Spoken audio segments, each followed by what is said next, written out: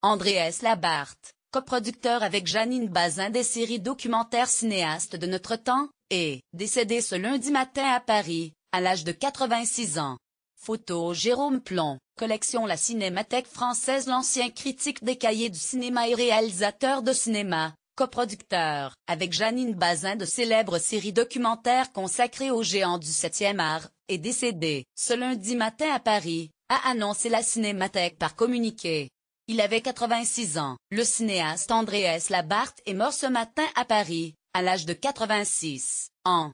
Il laisse une œuvre considérable, marquée par les séries documentaires cinéastes de notre temps, puis Caméra de notre temps, toutes deux dirigées avec Jeannine Bazin, précise le communiqué de la Cinémathèque qui a annoncé sa disparition.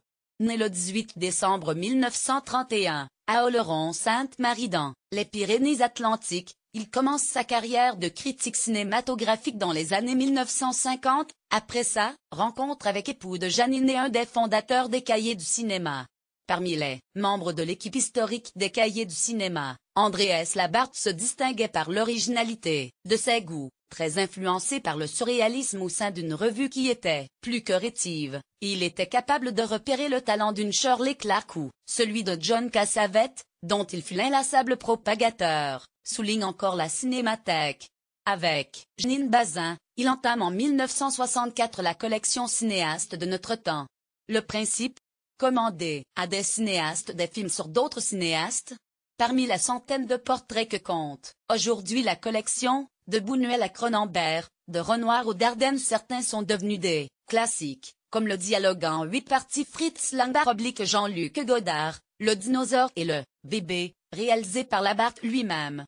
C'est en aimant et en donnant à admirer les œuvres des autres qu'André aura construit la sienne, poursuit le communiqué de l'institution française dédiée au 7e article. En 2011, le Centre Pompidou, qui consacrait une rétrospective à la série, en rappelait quelques passages forts. Plusieurs générations ont grandi avec la télévision.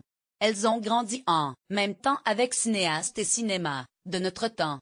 Avec Cassavetes se roulant au sol, pour mimer les mouvements de la caméra, Ford sur son lit bougonnant son amour du western, Fritz Lang et Jean-Luc Godard discutant mise en scène et censure, Scorsese mangeant des pâtes chez ses parents, Kitano comme un écolier face aux doctes questions de l'universitaire assoumis, Tarkovsky tournant le sacrifice, ou Yaozien entraînant Asaya à travers le Taïwan de son enfance, Kiarostami sillonnant les routes d'Iran à la recherche de ses acteurs, Stryabuier remontant Sicilia, tout en se chamaillant devant la caméra de Pedro Costa.